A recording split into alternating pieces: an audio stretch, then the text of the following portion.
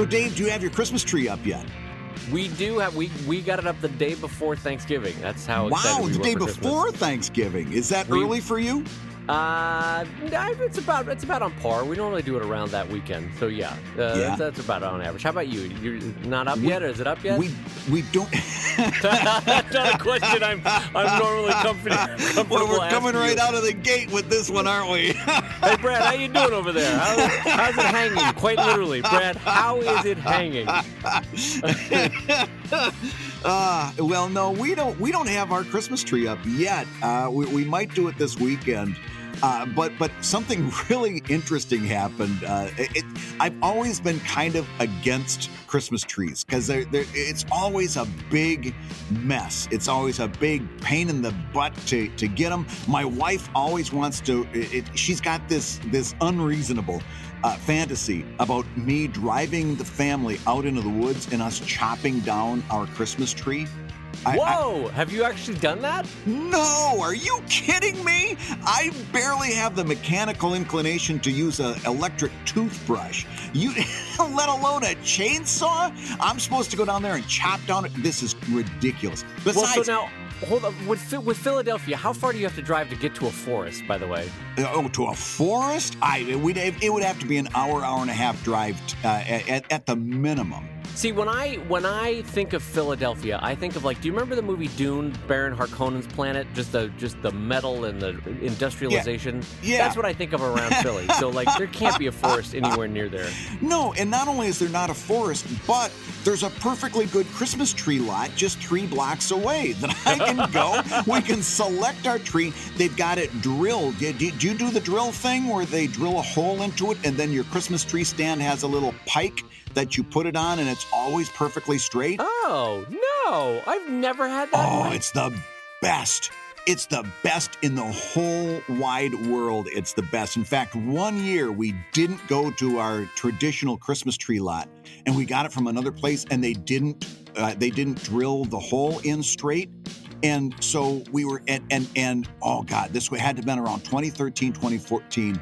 It was before Patreon had taken off, and we were budgeting really pretty heavy. And we go to get this Christmas tree from a lot that wasn't ours, not our usual one. And they drill the hole in crooked. And the whole time we finally get the tree up, we get all the decorations on it, all the porcelain, all the glass. And it's looking crooked to me, but I'm like, no, it's going to be okay. It's going to be okay. And 5 minutes later, with nobody anywhere near the tree, it comes crashing down. No. Oh. And all the glass ornaments and everything come falling. Oh. So many ornaments were ruined and destroyed, like glass-blown Disney ornaments that we had gotten when we went to Disney on family vacation. It was horrible. In fact, I've got a photo that shows just how crooked the tree was. It was almost a 45-degree angle. I'll post the photo on Patreon. It's a very so you can feel Charlie my Brown pain. Christmas. Oh man! So yeah, so the upshot is we always go to this Christmas tree lot. They do a wonderful job. They drill the hole. We get a nice. Now we've got hardwood floors in our house, and it is kind of a pain in the keister because we're sweeping up Christmas tree needles for the rest of the year. I mean, you just never get all the needles, right? It's like when you get back from the beach and you got sand in every nook and cranny. Yes. It's exactly like that. So imagine, and every year I'm like, oh, geez, why don't we just I've got an artificial tree in the basement that I've had since I graduated college, right? It's a horrible looking artificial tree, but I'm always like, why don't we I've got a tree right in the basement. Just let me put up the tree.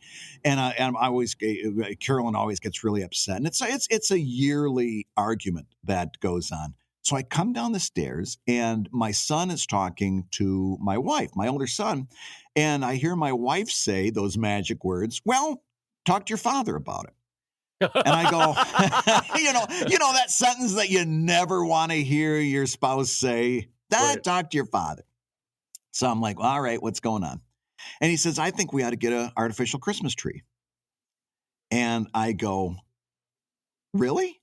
You don't want a real tree? He goes, no, it's kind of a mess and it's kind of a bother to get it. And I'm like, yeah, but we go to our Christmas tree lot and we pick out our tree and they always drill it real nice and we put it on top of the car. And he says, yeah, but then we have a hard time getting it in the house and getting it set up. And I'm like, and I'm standing there and I realize that if I actually got my way and we got an artificial tree, I would really be upset. I'm like the dog that's chasing the parked car, you know? What is he going to do if he catches it? Right. I got my way, and in that moment, I'm like, I don't want an artificial tree. I want to get a real tree. Oh. And Carolyn goes, are you serious? I go, yeah. I said, I in that moment when it was like, it was reality, I'm like, no, if we got an artificial tree, I'd be really upset. Oh my God, my heart just grew 6 sizes for Brad Geiger. That's amazing. And it's like, yeah, she goes, she was willing to sign off on it finally because she's like, yeah, well, she says, we were not going to use the one in the basement. We'll go and get a new artificial tree that actually looks nice. But no, I'm like, nah, you know what? I like the smell. If we get one of the good ones, yeah, it's a nice thing to have in the house. So it looks like we're going to go to our Christmas lot and get a tree this weekend. Oh my goodness. Well, you know what? I know we don't normally do this, but I want to take a lesson out of this, which is that, like, okay, first of all, marriage changes you because the things that at first annoy you, you end up coming to love, and then you miss them when they're taken away from you. Yeah. The second thing is that with habit comes great patterns that you can apply to your cartooning. So I don't know why I got all excited to apply that to it, but the idea that, like, if you continue to do something, you actually come to love it, even the things that you dislike. So the schedules, the deadlines, all that. So Brad, you've brought us the true spirit of Christmas, Brad, on this Comic Lab by teaching us that our cartooning is a lot like a natural Christmas tree. It truly is. That's the true spirit of Christmas, having pain and getting used to it. Well, on that note, my friend, I will say hello, everybody, and welcome to Comic Lab, the show about the true spirit of Christmas and making comics. And the true spirit of Christmas and making a living from comics. I'm Brad Geiger, editor of webcomics.com and cartoonist of Evil Inc. And I'm longtime Christmas tree lover Dave Kellett, cartoonist of Drive and Sheldon and co-director of Stripped. And this week's Hour of Comics Advice is made possible by your support at patreon.com/comiclab. And Dave, let's talk comics. Let's talk comics, my friend. So we've got a big one to jump right into this week that we got right out of Patreon, and it's the idea of a special offer. You want to tell folks what the special offer is, Brad? So at Patreon, they were really hot on this special offer. And what it is you set up something that you say, it's very similar to a milestone reward, but it's a little bit more codified and a little bit more solidified than a milestone. You say, for example, everyone that signs up this month, by the end of the month, you will get a certain prize that's only available to these people during this time. In other words, it's got to have scarcity. It's got to have a certain element of exclusivity. But you say everybody that signs up, and it's open to old people and new people. In other words, the people that just signed up this month and the people that are already existing patrons. Everybody at this level and higher is going to get XYZ reward.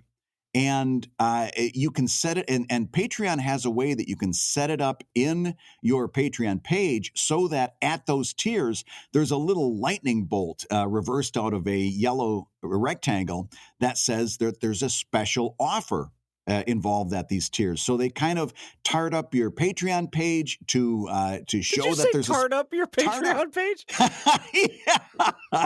That's back when I worked in newspapers. I worked with a newspaper editor who was constantly asking me to tart up my graphics. Could you tart up that driver's license illustration? It's a great phrase, and it made sense, but it also sounds like a Victorian prostitute getting ready for their day. Like, well, time to tart myself up. Excuse me, I'm getting all tarted up for the day. I say, Marigold, are you getting tarted up to start your day? Yes, that's what the rouge is for, Eleanor. So they tart up your. Now I'm saying it. Darn it. So they get your page all special. You got me to say it. Darn it. Okay, I'll keep going. I cut you off with my Victorianism. Well, they put special displays on your page, and then you've got something obviously to promote throughout the month, or for as long as you're doing it. They suggest doing it for a couple of weeks. And I would agree with that. I don't think this needs to be as long as a Kickstarter campaign. Agreed. And yeah. the whole thing that you're drumming up, along with scarcity, is urgency. In other words, you're saying to people, you've got to do this thing by XYZ date, or else you don't get the special exclusive reward. Right. And so along with scarcity, you're building urgency. So really, like 2 weeks tops is what I'm going to say for the special reward. And so then what happens, of course, just like a Kickstarter campaign, you get a whole bunch of people signing up on the first day. You get a smattering throughout the middle. And then on the last day, you do a big countdown. You make a big deal about it on social media, and you get a ton of new signups on the last day for people who are like, oh, geez, I got to do this right now or else I'm going to miss out. And depending on the scarcity and exclusivity and, the quality of your reward, and I'm going to suggest, as always, you stick with digital rewards, you can really do nicely. And Patreon was hot on this at the conference, weren't they, Dave? I would say they were hot on it. Yes. Yeah. Your phrasing today, I don't know why it's cracking me up. They were hot on this. They were hot on this. They came in hot to trot. All right. So, no, they were really big. And I think looking back on it now, having tried it, which we're going to tell you about in a minute, but having tried it, I see why, because it adds a little extra zhuzh to your, listen to me, it adds a little extra zhuzh to your Patreon campaign. And like Brad said, you have both exclusivity in availability and exclusivity in a deadline. And those two together are like the 1-2 punch of making people who are legitimately on the fence for months about joining your Patreon. Yeah. They decide to go all in. And it's great for that very reason alone. Because there's more people than you think that are on the edge of joining you for Patreon. And this one little special offer is enough to nudge them over. So I'm gonna take the floor for a minute, Brad. I'm gonna tell people. Ahead. So the example that they gave us was Amanda Palmer, the musician and artist, was one of their first beta test cases. Mm-hmm. As was there's another singer that they talked about, but I'm gonna focus on Amanda Palmer. And the way she did it was everybody that joins by November 15th, I don't remember what the date was. Yeah. Everybody that joins by November 15th is going to get a signed art card from Amanda Palmer. Right. And what they were going to do is they were going to collect everybody's addresses. Everybody that was joined by that date, no matter where they were in the world, got a signed art card. And they grew their Patreon levels. I think it was by 50%, right, Brad? Mm-hmm. Was that? Mm-hmm. Do I have that right? It was a marked increase. Right. So Brad and I are sitting there going, wow, that's amazing. And then our immediate thought, as soon as we heard this, was like, we are never mailing out anything to anybody. No. Because you're asking for a world of hurt as soon as you introduce the logistics of mail into a special offer. So Brad and I, over coffee after PatreonCon, were like, all right, so digital. It was like an immediate agreement that like the only thing we would offer would be digital.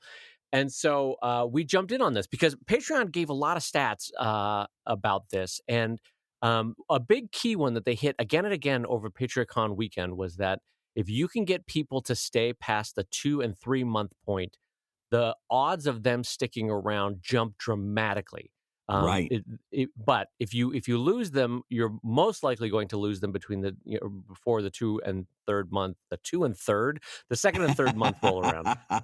So this special offer, though, Brad, also had the ability to do what in that regard? According to what they were saying, and this is if I heard them right, but I'm pretty sure I zeroed in on this. They said, according to their metrics, that people that come in through special offers tended to stick around longer.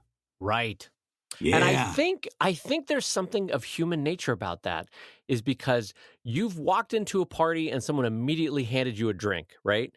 Yeah. So you walked into PatreonCon and someone immediately handed you this special offer item, whatever it is, and you're like, well, this seems like a nice place. And also, you have a vague sense of gratitude, even though you're paying to join that Patreon, right? And so I think there's a good psychological case for the fact that the special offer cements the goodwill that they had for your work. Yeah. and keeps them around a little bit longer.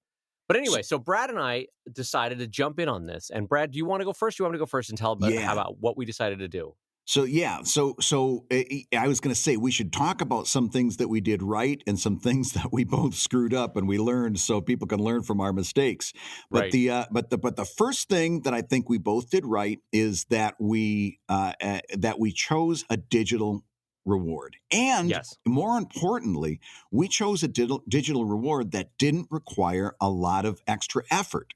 Because let's face it, if you're doing an exclusivity based Patreon campaign, then most of your time is going to be spent doing exclusives for your backers. And if you're doing a support based, then you're going to be doing a lot of work that goes out in the public to generate those backers that are coming in to support the thing you do.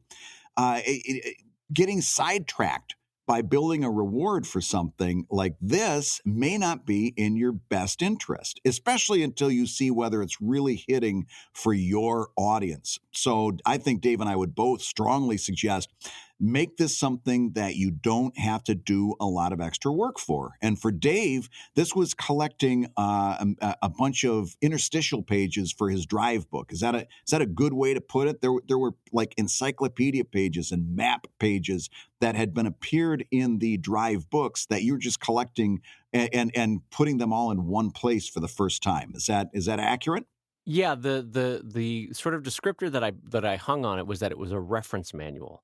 So it was Yeah. all the encyclopedias, all the timelines, all the maps, everything that you would find sort of in the reference section of a library that goes along with Drive. And for those that are not familiar with Drive, what these are is they're basically like found pages inside the story of Drive. So there's comics, and then there will be a found document or a found page from some book that exists in that universe. And so what I did is I collected all these books into all these pages into a 55-page ebook. And like Brad said, low-hanging fruit. Nothing new needed to be created. I did draw one thing special that I've since spun out into a poster. So that, as we said, you draw something once and you get paid for it 3 different ways. So I spun that out into something else. But it was kind of low hanging and I think fun fruit for my my wonderful assistant Beth to put that ebook together and have it ready to go. And frankly, the way we see it now is that can be an evergreen product if we do update this every 1 or 2 years and offer it on Patreon. So it's not like it goes by the wayside, even though you can no longer get it. There'll be a second edition, in a year or two. And I think that's a fun idea. And this was a nice hefty ebook. It was 55 pages, right? Yeah, it was good size. And there was enough exclusivity to it where like my positioning of this publicly was it's never been offered before. It will never exist to anywhere else other than Patreon. And the only time you can get it is on Thanksgiving Day if you're a Patreon backer. Right. Oh, you know what? Actually, that raises a point that I think we should mention too. Oh, so yeah. Both Brad and I picked Thanksgiving Day as the final. And there's a lot to comment about that. And one of them is it's really nice to frame it that you're getting an exclusive, but it's also framed in the mood of gratitude. And so Thanksgiving was good for that. But it's also Thanksgiving Day is a nice little memory mnemonic to be like, oh, I've got to do it by Thanksgiving. Oh, I've got to go join that Patreon. That it's easy to remember. So if you do this and you say like everybody that's joined up by the 4th of July or everybody that's joined up by Labor Day, it's a kind of a nice way to do it. Or you could make it, and this might be easier. Everybody that's joined up by the end of the month.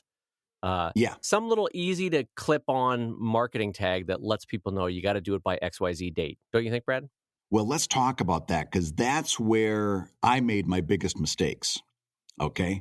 It was that at number one, if I were to do this again, I wouldn't do it on any day other than the end of the month. And that's because my Patreon pays out at the end of the month. I don't have pay up front for a lot of reasons that I think I've already gone into in previous episodes. But I don't do pay up front and for a really thought out reason.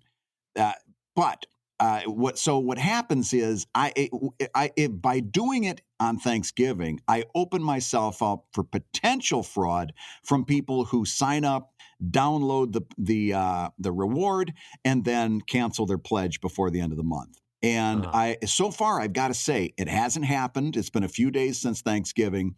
Hasn't happened yet. I'm very hopeful that it doesn't happen a lot. I know I'll probably get one or two.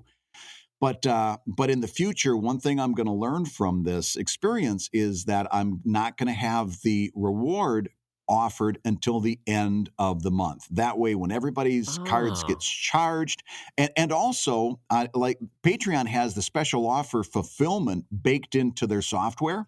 Right. So, right. So I'm like, oh, great! I'm just going to have I'm going to have Patreon software fulfill the rewards, send out all the links to everybody that gets it, et cetera, et cetera. And I went in there and it says, oh yeah, this isn't available until the end of the month when everybody's cards gets chosen or gets charged. And I had already said that you're going to get this stuff on Thanksgiving Day, so I had to fulfill them manually, which wasn't a big deal. I used the expiring Dropbox links system that I talked about on ProTips an episode or two back. But yeah, that's one thing I've learned from is that I definitely want to make sure that this reward gets fulfilled on the last day of the month and not a day earlier. And the other thing I learned, Dave, is we have to be very careful about how we word this reward. Did you have the same problems I had? Well, no, it sounds like I did much better in every respect than you did. That's really infuriating to hear because I copy and pasted your tweet. I copy and pasted your announcement, and I just changed out "drive" for Evil Inc. and used your exact wording. And I had so many people confused. I got an email this morning from somebody who was confused about what they were getting, how they were going to get it, and all this other stuff. And it's because I copied you, and you're not having any problems. I'm just imagining Stan Laurel like lifting his hat and going. So unlike Brad, I have pay up front turned on my Patreon, and I would advise it, and Patreon would advise it. And so Brad has good reasons for why he doesn't do it, and he's elucidated those in the past. But I have it turned on, and Patreon in general recommends that you have it turned on as well. Mm-hmm. And I think any smart, well-meaning person that is savvy has it turned on. You dirty bird. I'm not referencing anyone in particular, but no. So I have it turned on, and for me, I didn't have that problem that Brad had. My special offer ended on Thanksgiving. And as Brad said, it's sort of the special offer software, the algorithm kicks in and goes, hey, your special offer just ended. Now it's time to send out your thing. Sent it out, bada bing, bada boom, all said and all done. So, but if you do not have pay up front turned on your Patreon, Brad is right. Better to do it at the end of the month. Yeah. And to Brad's second point, yes, confusion is absolutely possible with people because this is new and you a little bit have to hold their hand through the idea of like, wait, so is this a Kickstarter or what is this? Yeah. And when do I get this? What am I getting? How do I get it? Can I do it if I go the day after? What's going on here? And so there was a little bit of hand holding there, and you just have to kind of politely talk your way through it while still keeping your marketing language clipped and short so that it's exciting. Because you don't want to say, you don't want it to sound like one of those legal addendums at the end of an ad, must be joined by November 33rd, all that kind of stuff. Ask your doctor if alloprotion is right for you. That's right. Because otherwise, if you don't handle it right, this is a little bit like what you're going to sound like. The French champagne. And you don't want to sound like that. No. And for those that are wondering, yes, I did absolutely make that a repeatable audio clip for the show. And we got both his takes, so we also have this one. The French. I'm so glad we've got that at our beck and call now because that is never not going to delight me. Because those like morning drive time DJs that have like a cowbell or whatever they constantly go to? Now we have this.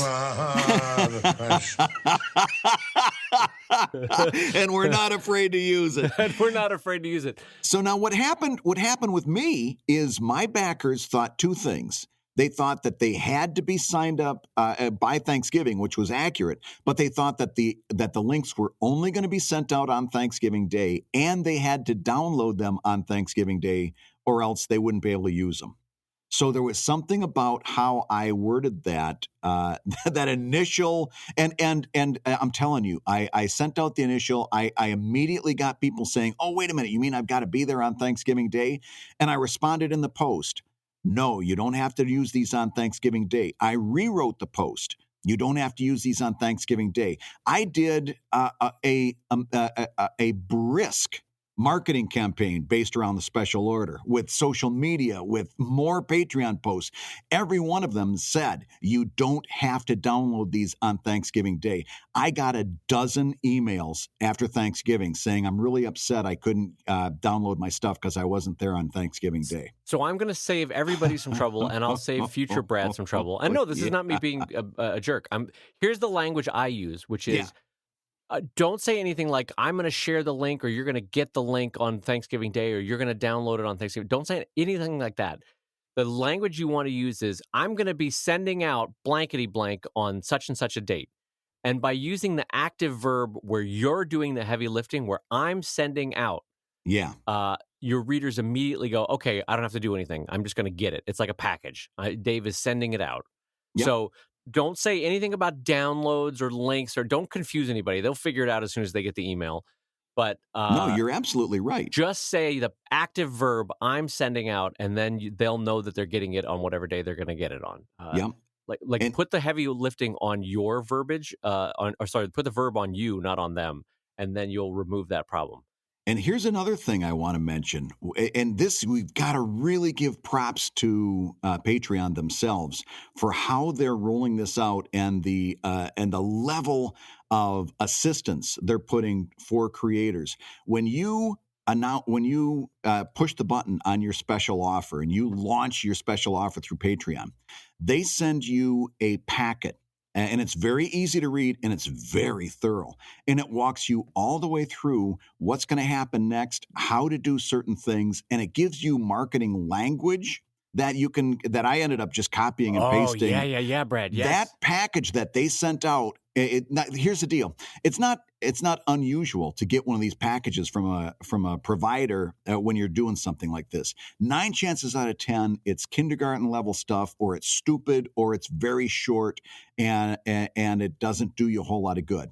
This packet that Patreon sends out is marvelous. You can tell they put a ton of thought into it, and it's full of stuff that you can swipe and apply to yourself. And so when they sent that out, I immediately, they said, okay, here's some phrases you can use. And they also said, don't say stuff like this. They told you what to avoid. Right. And then they said, here's some phrases you can use when you're talking about this. Boy, was that helpful. I literally copied and pasted that, and it became my template for how I talked about this for the next several weeks. And it was spot on. And there was really little things, but it was stuff that would trip you up if you were trying this yourself. When you get that packet that Patreon emails you, don't discount that, and don't discard it. Open it up and read it page for page. You'll be so happy that you did. They put tons and tons. You could see the work they put into that. Don't you think, Dave? Oh, yeah. And in general, I'm going to go back to that language again and again with future Kickstarter and Patreon campaigns, because it's so helpful and well thought out. So take a minute, go to find that page, and in fact, we'll put a link up on Patreon for you, because the helpfulness that those 10 to 15 phrases gives you is it's a great insight, and it's a really nice helping hand. So by all means, go grab those for your future social media campaigns. But now let's talk about the rubber hits the road. So Patreon said that you could conceivably grow your patronage by 50%, right? Uh-huh. And so Brad and I immediately are standing in our chairs and screaming, "Oh, Captain, my Captain!" Exactly. And so, but anyway, so we try it, we do it, we do it for 10 days, and we ended it on Thanksgiving. And here's why I want to reinforce to everybody why this is worth it. So in both of our cases, it's ebooks, it's pre-made art. We don't have to really do anything else. For me, it ended up being a 7% growth rate on my patrons over 10 days. And it constituted a $450 raise per month for my Patreon. Holy Now, cats. I've lost 2 or 3 people since then. Oh, did you lose some already? 2 or 3, yeah. But overall, as of the day of Thanksgiving, I had gained 67 people.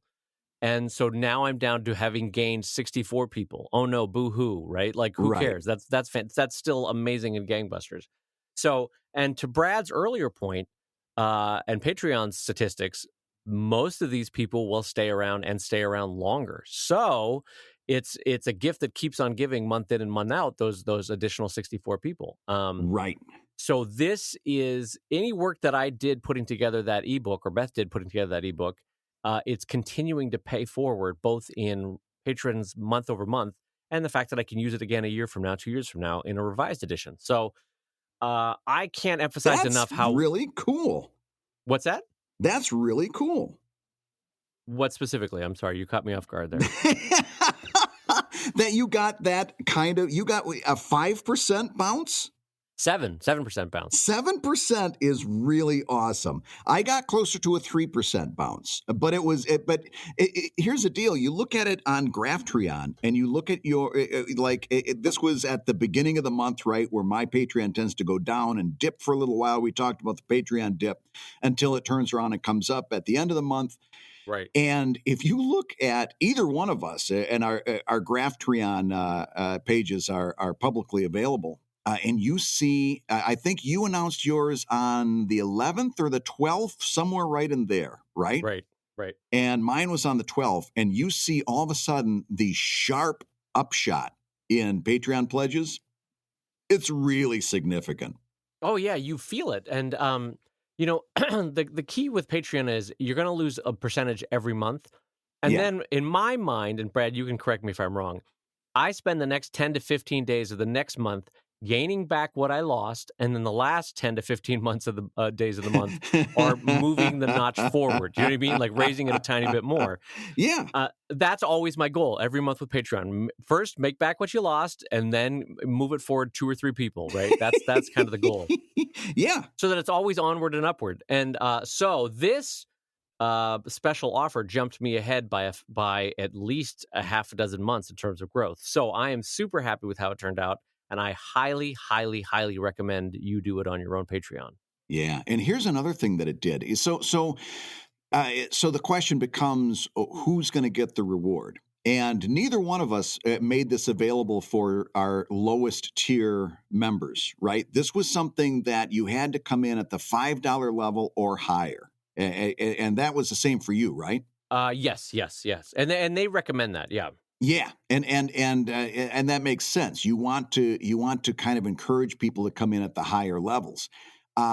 So my $5 level wasn't particularly robust, and what it did for me is it got me a whole bunch of $5 backers that wouldn't have come in otherwise. I don't think so. And now my opinion is, since I focus a lot on exclusivity, my opinion is now they're mine to lose, right? Either they're going to like what they get by being a $5 member, or if they leave, then I was the one who lost them, right? Right. And right. that's yeah, it. that's But a great way now to say I've got a whole bunch of $5 backers, and it also drove a significant amount of $10 backers. And it's a really nice influx of new blood into my Patreon. There was no significant downside. I'm going to say that so far, and I'm going to knock wood here because I haven't gotten to the end of the month, and there's still time for the fates to prove me wrong. But so far, I'm ready to call this a really big success. Now, the question is, Dave and I are talking about this on the phone, and I'm like, oh my God, I can't wait to do a special offer for December. Because we were both, really, really excited. And we talked a few days after that, and I said, do you think it's a really good idea for me to do it in December? And we kind of came up with an opinion on that. And what did you say then, Dave? I said that the very fact that this is called a special offer means that rarity has to be a kind of a guiding light here. And that if we do it too frequently, it becomes like Guitar Center putting guitars on sale every 2 weeks. Right. You know how Guitar Center, or like, your local rug place that everything is always on sale every third week? Yeah. And they're always going out of business. They're always going out of business. Boy, what a tax dodge that is. Yeah. Or they're either going out of business and handing the company to their cousin, and then they go out of business and hand the company back to the other cousin. Anyway, so if it's every week or if there's regularity to it, it's no longer special. And the only reason this works is because much like a Black Friday sale, timely, you want it to be unique and once a year or once every 6 months. And I think, Brad, wouldn't you say like at most once every 6 months you could do this? I would say I'd say 6 months is a really good yardstick for this. I don't think you want to trot this one out any more often than that, because then it does become a little bit trite. And also, you want to give yourself a really, like my reward was download links to all 10 Evil Inc. graphic novels, which was the complete Evil Inc. library as far as the graphic novels go. That's a pretty good chunk. It's going to be a little while before I can build up rewards that are going to be at that level again. And so it might also be just practicality that says, hold off 6 months until you can build up another really big reward in your archives. And maybe that's for the best. And frankly, I'll add this to it. When you do your second one, don't make it the same rewards. It's got to be a different pitch, because you want people to go, oh, this is a one-time thing. And if I miss this, it's never coming back. So make it unique, make it special, make it different than the last one. But in general, though, it's kind of a can't lose proposition, because if nothing else, it gives you a chance to talk about your Patreon for 10 days to 14 days, something like that. Yes. You're getting fresh eyeballs. You're engendering goodwill with the people that you already have as patrons, because now they're getting something extra and special and unique. And as Brad and I found, it is the tipping point. In fact, I got emails, Brad, that said, God, Dave, I've been thinking about helping you out on Patreon for a while, and you finally got me. It was a lot of those kind of like winking, like, use SOB. This is what pushed me over the edge. I'm joining for this thing. But then that's where you come in with your Bonjoro approach that we've strongly endorsed as well. And this is a really good good opportunity for when you send that Bonjoro, say look into the camera and say, I'm so thrilled that you're backing me, because it gives me an opportunity to say happy Thanksgiving, and that I'm really thankful that people like you are out there supporting this comic, and blah, blah, blah. That's powerful stuff. And it gives you the perfect opening to say that and cement that relationship. Now you got them. And now again, it's personal. Now that they're yours to lose, right? Right. It's just like my friendship with Brad. Now that I've got him, he's mine to lose. I just got to hold him tight. I got to hold him tight. Dave, are we pretty much nearing the end of this topic? Because I've got a little pivot that I'm really interested in throwing at you. I thought you were going to say, are we nearing the end of this friendship? Because I've got to go. I've got a thing that I need to get to. I'm telling you, I've been mulling this over, and we're done. No, you mentioned Black Friday, and I want to get your thoughts on this real quick. Let's pivot over to Black Friday, because I think it's got bigger implications, and I want to hear what your thoughts are. In the Patreon-only Discord server for ComicLab, one of our backers brought up this topic. He says, I'm doing a Black Friday sale, and I'm so excited about it. I want to do it early. This was like Monday or something. Okay. And he goes, I want to get started. I want to do my Black Friday's offer on Monday and have it go throughout till, the following Cyber Monday or what have you. And he says, is this a bad idea? What do you think, Dave? Something like a Black Friday sale. Is it okay to open that early? Well, Brad, I'm so glad you asked this because we hadn't talked about this beforehand, but I actually do have a lot of thoughts about this. So here's the thing with a Black Friday sale is that you're basically catching people as their minds pivot away from Thanksgiving towards Christmas, and they're like, oh boy, I got about 15 people I need to shop for, right? Like that's basically why Black Friday and Cyber Monday work, right? Because you're getting them after a holiday as they think towards the next holiday. Mm-hmm. So with that in mind, though, here's the thing.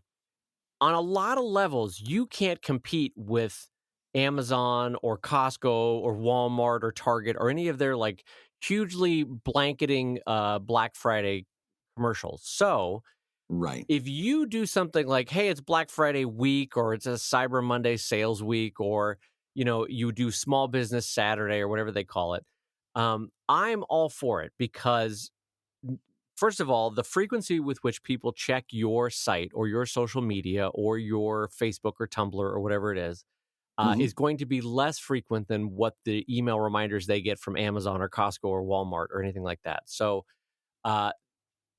keep it special, keep it exclusive, keep it a deadline approach, but stretch it out over a couple days. Absolutely. That's what I would recommend, because you're going to get people on there after they've gone to the big sales. You'll get them. Brad, what is your thought? I'm imagining that I'm about to be attacked. I'm like a scared fox, and there's a bear. He's coming towards me. Disagree. I disagree with you. No, I think I disagree. All right, that's fine. I think it's about urgency, and if you have a sale that stretches on for an entire week, it's much less urgency than if you do it for like a 24-hour period. And for something like a Black Friday or a Cyber Monday type of sale, I think the key word there is urgency, that you want to get them to do it on this one day. And if it's something like the special offer we just got done talking about, that's kind of a bigger reward, and I can see the idea of letting that go on for a couple of weeks. But for something like a Black Friday sale, where it's obviously a much smaller thing, it's more sales oriented. In other words, you're saying you're going to get 25% off this thing, you're going to get 50% off this thing. That is urgency that I think is better distilled into 24 hours. Well, okay. So I want to immediately amend my answer. We can play that game of Dave was an idiot. In the way do we have that theme song for Dave is an idiot? Oh, the new game that we're playing? Sure, I can put some. Yeah. All right, sure. All right, you've been listening to Dave is an Idiot. That's right. It's the hip new game that's sweeping the nation. Dave is an idiot. He thought he was answering correctly, but Brad set him straight. That's right, ladies, kids, friends of all ages, it's time to tune in to Dave is an Idiot with your host, an idiot. All right, go ahead, Brad. We've got some lovely parting gifts for you, Dave. That's right. But luckily, they're going to be available to you all week long. I'm realizing as you speak, as the words come out of your mouth, that I completely described a 180 on what I actually did for Black Friday, which is, here's what I do every year. I do a thing called 3 days, 3 deals. And it starts on Black Friday. It goes on to Saturday and Sunday. And every day is a 24-hour deal that lasts on the Sheldon site. And the idea with 3 days, 3 deals is that if you didn't like today's deal, you should check in again tomorrow, because it's going to be another 24-hour deal. And so the first one is, it's usually a book bundle that's a little bit, it's got 25% off, 30% off, something that's enticing, right? The next day, I did $50 off of my original art. So my originals normally go for $130. They sold for $80 on the day, on that Saturday, right? And then the Sunday was a free sketch in any book ordered from my store on this Sunday. Those were my 3 days of 3 deals. And they each lasted 24 hours. And I will be honest that this year was less impressive in terms of sales. But the reason for that is, going into Thanksgiving, all of my marketing cannons were aimed at my Patreon special offer. Right. And this goes back to a topic that I talked about. Maybe it was on a ProTips for our Patreon backers, but I talked about how you have to have a marketing calendar, and you can't be serving two gods at once. You have to either pick your Kickstarter or your Patreon or your sale on your store. You can't have two things going at once. So I wisely chose my Patreon because that was a longer term play. And so my Thanksgiving sales and specials didn't do as well this year, but that's fine. But anyway, to answer your question, Brad, about should it be short? The answer is Dave is an idiot. Brad was right. Brad Geiger of Philadelphia, PA, you go home with his beautiful new fireplace. That's right. Something for you and the missus to curl up on those cold, cold Philly nights when a little bit of wine and a little bit of love brings you what you need. Promotional consideration provided by Rice-A-Roni. Rice-A-Roni is the San Francisco treat. Isn't that amazing? Like, that so speaks to who they were marketing to, that the promotional consideration was Rice-A-Roni. It's like, not exactly appealing. It wasn't a Lexus. Not exactly appealing to the upper crust, cigar aficionado subscriber. Yeah. Dump some water into this. He didn't need it. Yeah. Hey, do your kids like to eat? Here's Rice-A-Roni, you dickhead. Go ahead, eat that. Anyway, you've been watching Circle Meets a Square. Here we go.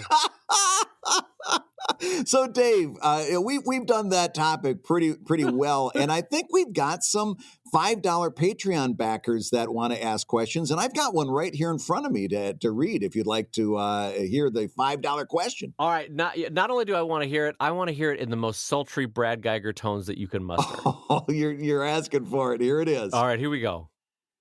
Hey, guys. I'd like to know, what's it like being the most handsome member of ComicLab?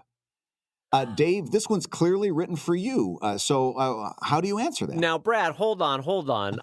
Do you have a mirror nearby? This is a question written for you, my friend. No, I've got a mirror written. I've got a mirror nearby, and it's cracked. I saw the joke coming, and I still giggled at it. That's amazing. You know my problem? I'll never be able to do stand-up because when I get a situation like that, I get so excited I start stuttering. It's like, oh, I know the joke here. I've got a mirror and it's cracked, and I can't say it for the life of me because I start stuttering. I'm spitting all over. Oh. I'll never be a good stand-up. It's delightful set me up with anything, Brad, and just imagine that I'm Brad Geiger and I see a joke possibility, a vaudeville joke possibility because of something that Dave has said. You be Dave and I'll be Brad. Here we go. Hey, Brad. Well, who's that lady I saw you out with last night?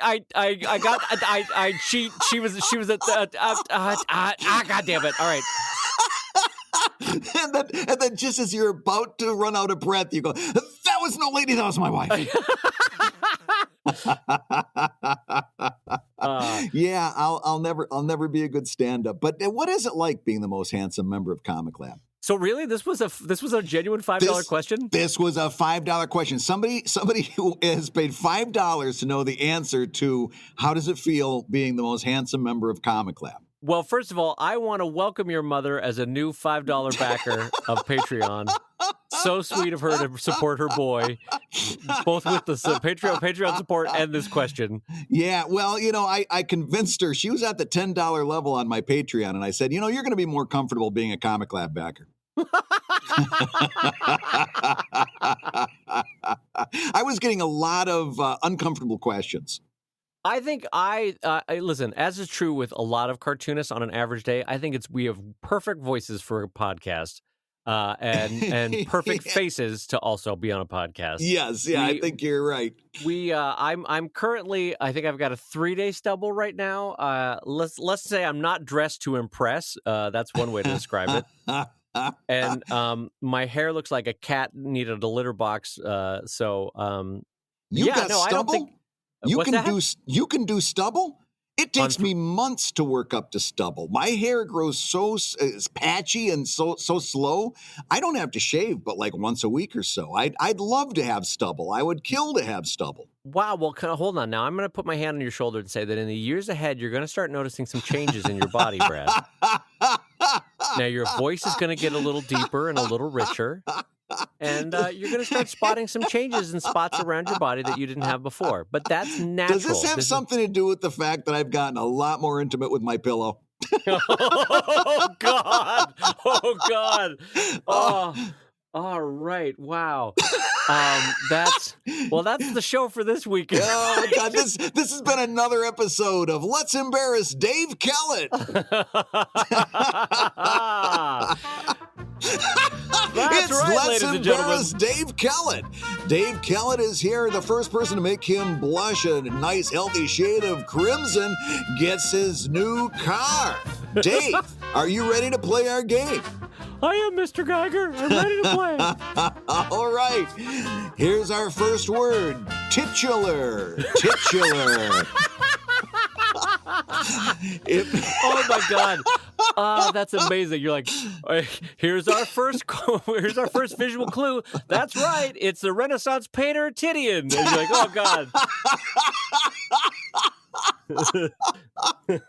and the new Christmas song, "La Tits Now." God. Oh, oh my shucks. God. Well, what I think the answer has got to be, in terms of being the most handsome ComicLab host. We've got to cede that to somebody else.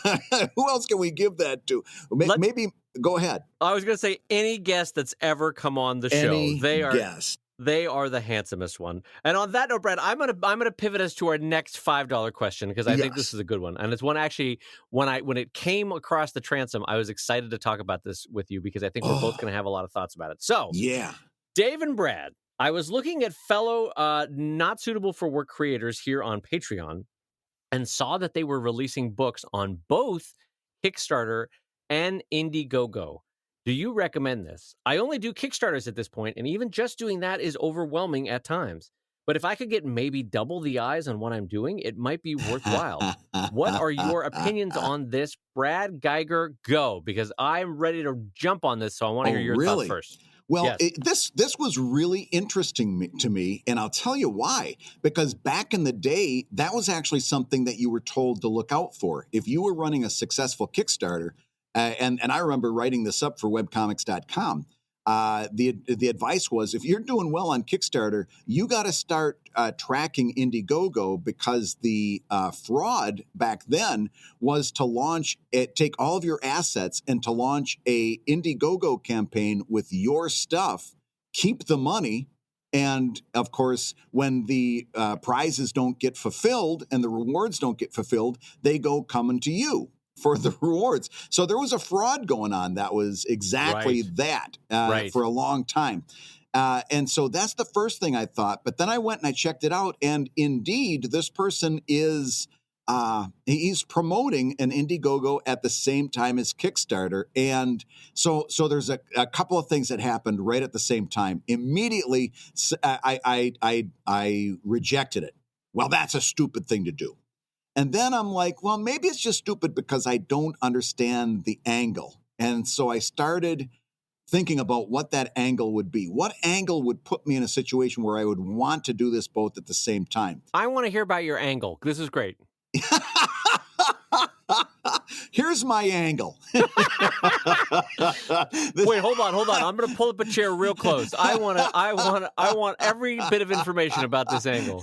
Dave, here's my angle.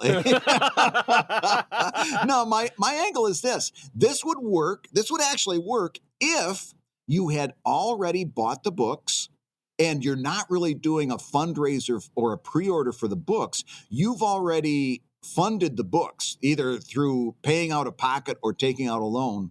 And now what you're really doing is just selling the books. And I do know that this happens on Kickstarter. In fact, Dave, we've got a really nice Patreon backer who's been taking some time to explain Instagram to me because I'm still clueless. And he's been really super helpful and thoughtful. And this is something that this person is doing, or maybe even has done. But they and I don't not necessarily the running two at the same time, but paying up front and having the books in hand and then launching the Kickstarter. So if you did something like that, which, by the way, I could never do. I don't know that I would recommend that to anybody. Yep. I could never do it myself. And that also precludes something that I've said for a long time, that a Kickstarter campaign is free market research. And if your Kickstarter doesn't go over, that tells you one of two things. Either you're not ready for the market or the market's not ready for you. And you can address that. That's not a failure. That's a starting place, not an ending place. But I would never do it. But at the same time, if somebody is in a position that they feel confident that they could do it, then I could see them running a Kickstarter at the same time as they run an IndieGoGo. Would I want to do it? No, sirree, Bob. Dave, what's your angle? Oh, Brad, I am so excited to share my angle with you. Share with me the angle of your angle. All right, don't take it an extra step. And it's another episode. The joke was that it was obscure enough where we could passively get by it with you didn't have to. No, I never settle for subtle. I always go for sledgehammer. All right. Well, now that I'm blushing, all right. So I think this is a terrible idea, and I think this is not what you want to do. And I think for all the reasons that I was just explaining before about training your marketing canon at one thing at a time, I think this is a bad reason. First of all, I think IndieGoGo as a platform is going to bring you at best 2 to 3% more eyeballs than Kickstarter would alone. Agreed. And that's at best. I still think IndieGoGo is more of a backwater system. It feels like there's somebody. IndieGoGo always feels like somebody's like, my wheelbarrow lost a wheel, and I need to get a new wheelbarrow wheel. Help me on IndieGoGo. Launch my new product called socks. It's just literally socks. a step above GoFundMe. Yeah, it's emotionally that's exactly what it feels like. Yeah. My dog Rufus needs a new tooth. Anyway, so.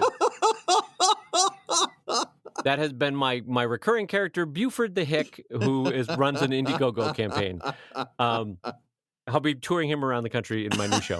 I think it's a bad idea because you can't train your marketing canon at two things. You can't, imagine what this tweet is going to read like. Right. Guys, I'm so excited to launch my new Evil Ink book. Oh, it's amazing. It's going to be great. It's 200 pages, full color, and it's only $20. Come join us here on Twitter or on Kickstarter. link. Or also on IndieGoGo. Link. You're adding confusion. So people are like, wait, do you want me to back you on Twitter or a Kickstarter and IndieGoGo? Right. No. You can pick either one. Well, then why didn't you just do one? Because I might get 2% more eyeballs if I also do IndieGoGo. Okay, why am I being linked to both of them? Do I have to choose? Listen to his question. And this, I'm telling you, your words always give you away. And when you start hearing, it's not a bad thing to write down a question like this. Like even if you're not going to send it into a podcast or something, write it down and then look at it because your words always give you away. Listen to how he said it. He said, if I could get twice as many eyes on my project, because his logic is if I'm putting it in two places, I have twice as many eyes. Well, that is assuming that IndieGoGo's comics potential audience is as big as Kickstarter's and that IndieGoGo's discovery is as big as Kickstarter's. It's making a lot of assumption. It's that whole, that's back in the day when we talked ourselves into making really dumb decisions and we'd say stuff like, well, that's $1 I didn't have, or that's a reader that I didn't have. Well, that's a dumb reason to make a decision, is that you get $1 that you didn't have. And there's a lot more to life than getting $1 that you didn't have. That's when I saw that, it's like, no, that's a fallacy. You're not opening yourself up to twice as many eyes. And the downside of it is that you may be diluting your messaging. Yes, diluting and maybe even, I'm going to go a little bit stronger, maybe even scaring some people away because they're like, what is this unfocused thing that Brad is doing? Why? Brad doesn't seem like he seems a little discombobulated in his messaging. You know what I mean?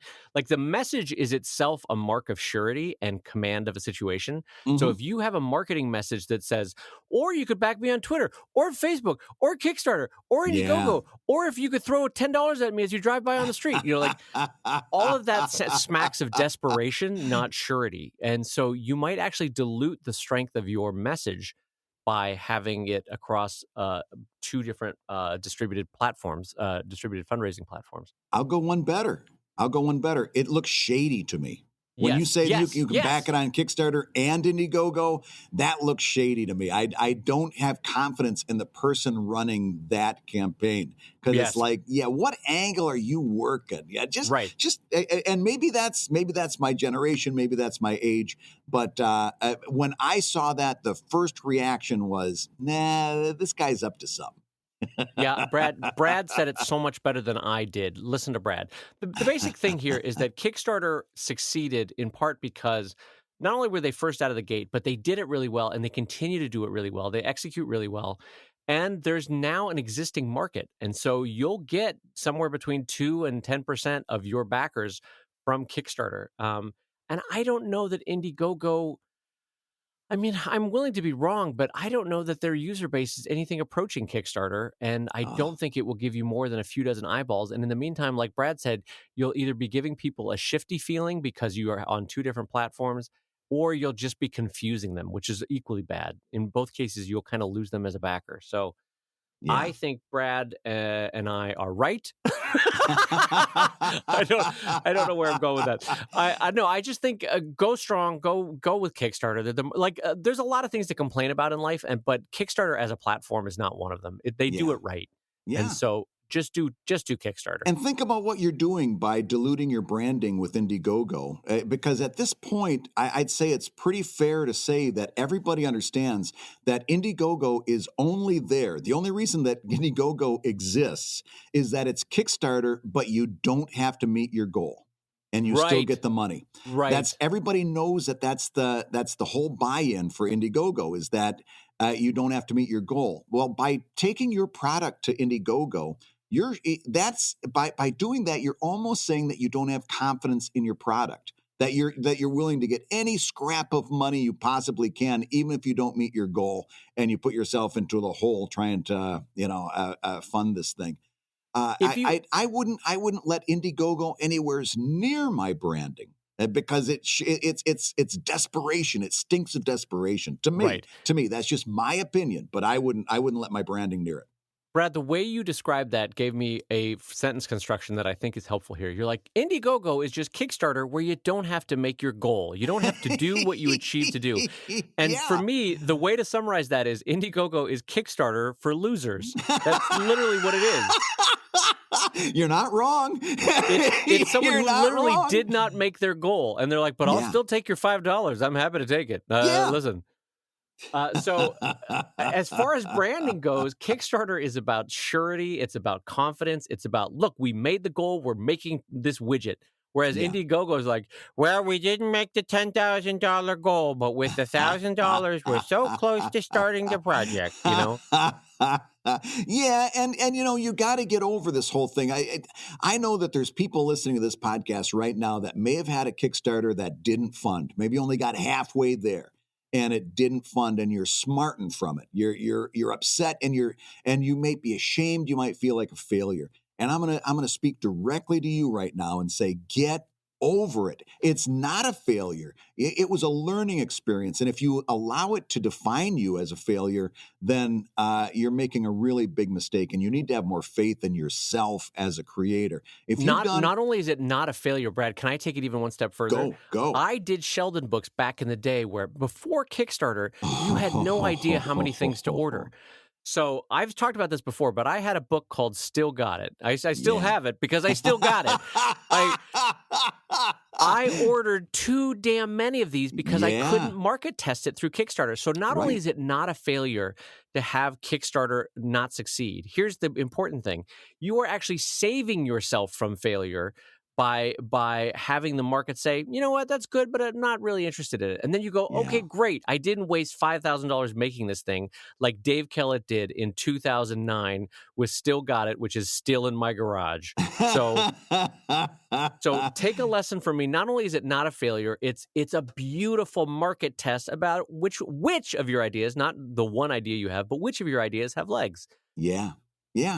And that really is that I know like putting myself again in the shoes of somebody that maybe didn't get their Kickstarter goal, and you're listening to these two guys talking, and maybe they sound condescending and untrue, but I'm telling you right now, this is a learning experience. Take that, turn it around. Nobody remembers, except for you, that you didn't get your last Kickstarter, and use that to learn from it and come back real strong. And thank goodness that you're not like Dave over there with Still Got It. You're not like me with Evil Ink Volume 3, which is my exact same story that I got way more than I ever needed and are still in the basement.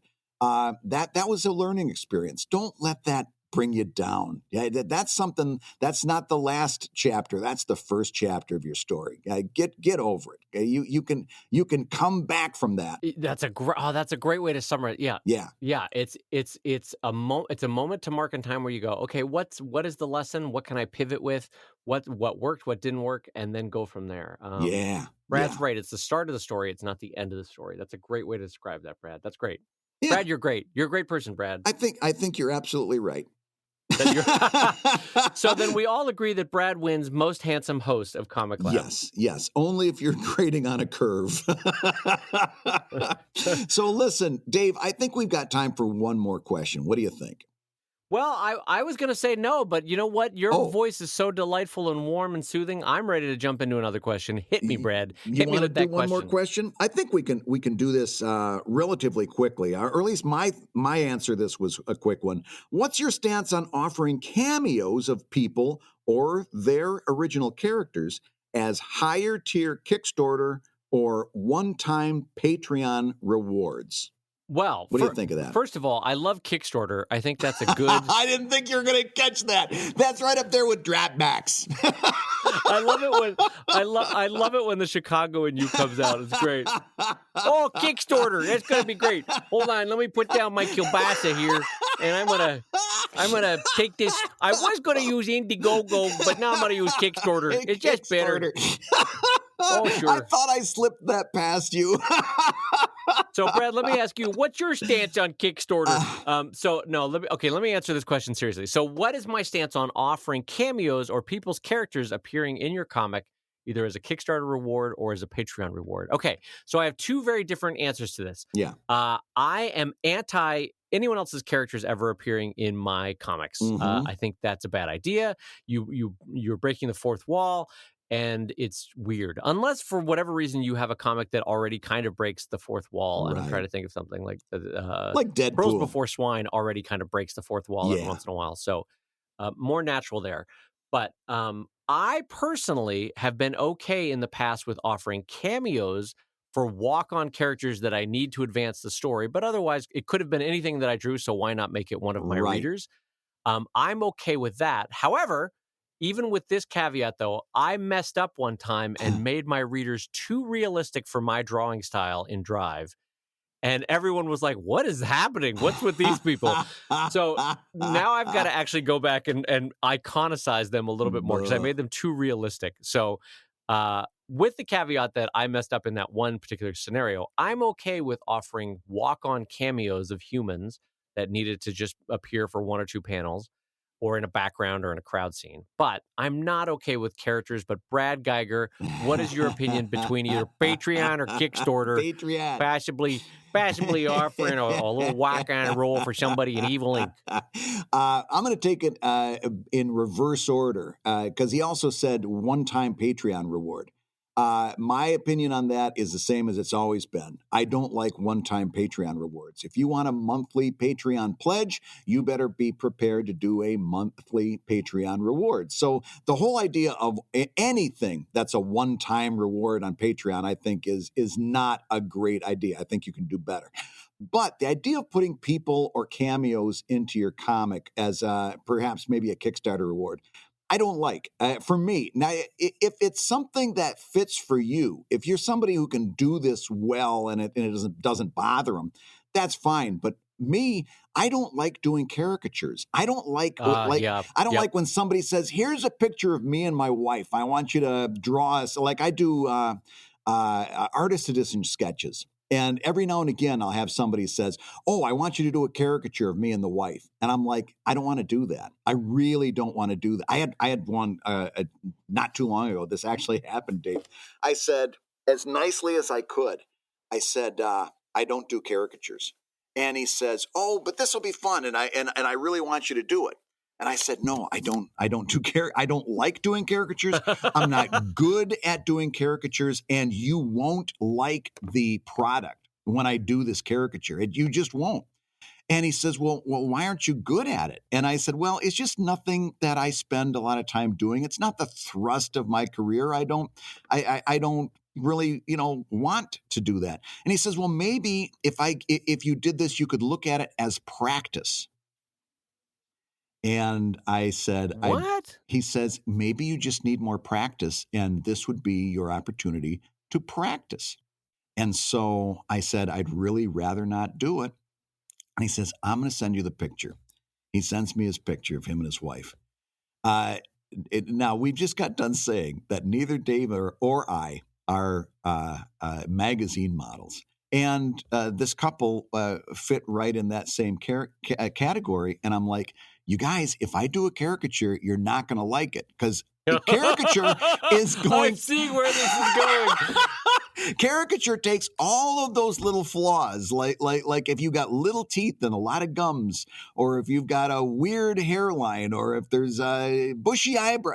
Caricature takes all those and exploits them to the nth degree. And I'm like, you really don't want me to do a caricature? And the guy says, nope, I really want a caricature, and you can use the practice. And so I did their caricatures, and I caricatured the beans out of them. I did a real caricature, and I sent them the sketch. And this was about 1.5 years ago. Haven't heard back since.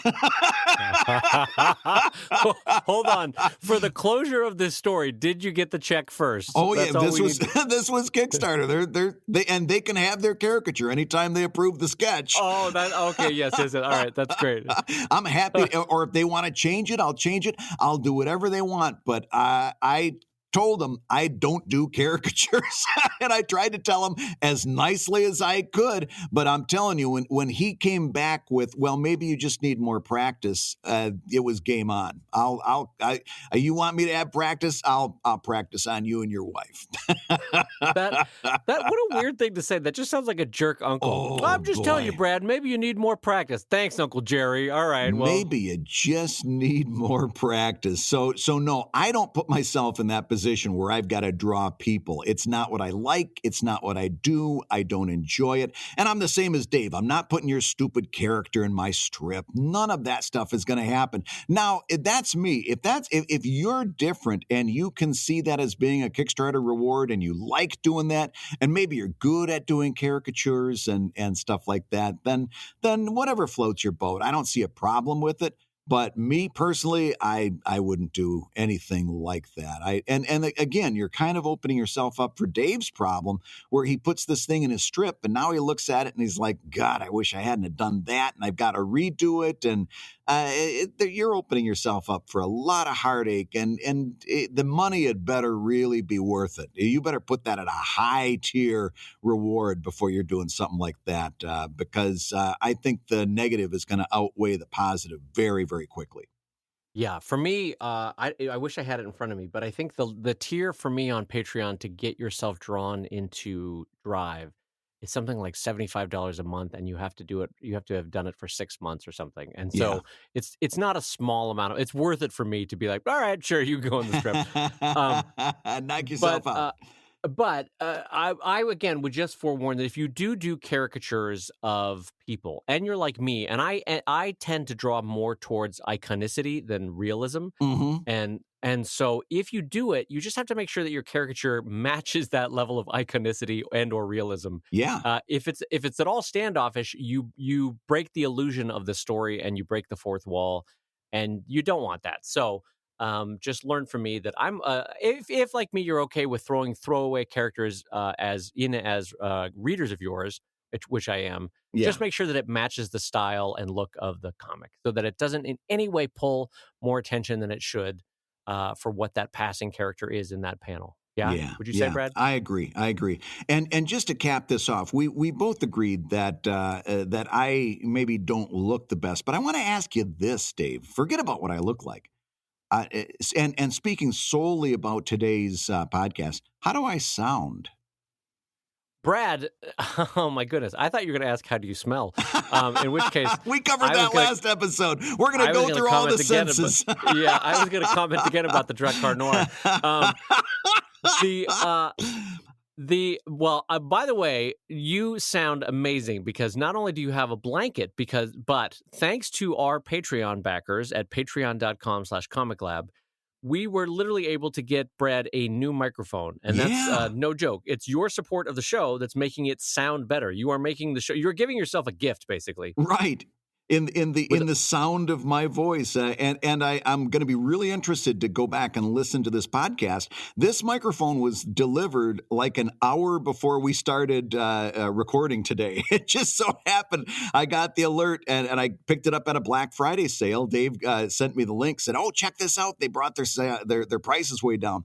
And picked up a Blue Yeti microphone, and we're not getting any endorsement for that or any kickback, but picked up a Blue Yeti. It installed like a dream, and Dave says I sound really good on his side. So I'm going to be very interested to hear the effects of this new microphone that we got again, like Dave said, thanks to our Patreon backers that made that microphone possible. Well, and if you are on the fence about joining us on Patreon, you can actually help make the show better. You giving yourself a gift, because we're going to get 2 or 3 more pieces of equipment for the podcasting in the next couple of months here. Yeah. And we would love to have you join us to help make that possible. So if you're not yet a Patreon backer, join us, patreon.com/ComicLab. And you will hear Brad like whispering into your ear as though he's lying right next to you on that bed. And it's the pillow is nice and fluffed up, and Brad's leaning over and telling you, "Here's what you need to do to work on your Kickstarter." Your Kickstarter. There's a mental image nobody needed. And on that note, you've been listening to Comic Lab, the show about making comics and making a living from comics. Your hosts have been Brad Geiger as he holds a glass of Chardonnay and snuggles up next to you. Right there, the comfort of the fireplace is going. There's a bearskin rug. He's got the blanket, and he's with the new microphone. He's right there with you. It's like he's right there with you, whispering in your ear. He's also the editor of webcomics.com. Oh wait, I'm sorry. What was the joke? Would you like some more Chardonnay? And that Chardonnay, just so you know, is buttery, just like Brad's voice. Buttery, just like Brad's voice. It better be buttery. In fact, the label says, "I can't believe it's not Chardonnay." And make sure you have Brad give you a little pillow talk now, because once he's drank that Chardonnay, he's going to sound like... Once he's drank that Chardonnay, he's going to sound like this. The French. Yeah, that's my romance talk right there. That's Brad making a move. All right, anyway, your hosts have been Brad Geiger, the editor of webcomics.com and the cartoonist of Evil Inc. at evil-comic.com. And Dave Kellett, co-director of Stripped and cartoonist of Sheldon at sheldoncomics.com and Drive at drivecomic.com. And the Comic Lab theme song is used with permission from Andy Creighton at theworldrecord.net.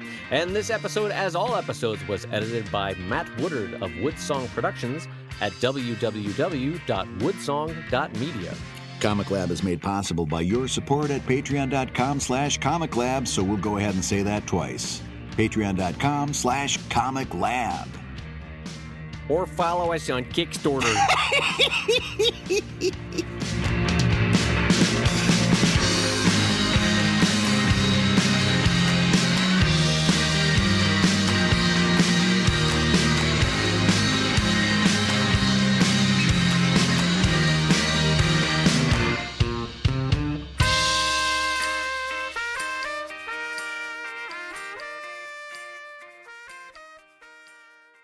I've got to go. I've got a thing that I need to get to. I'm telling you, I've been mulling this over, and we're done.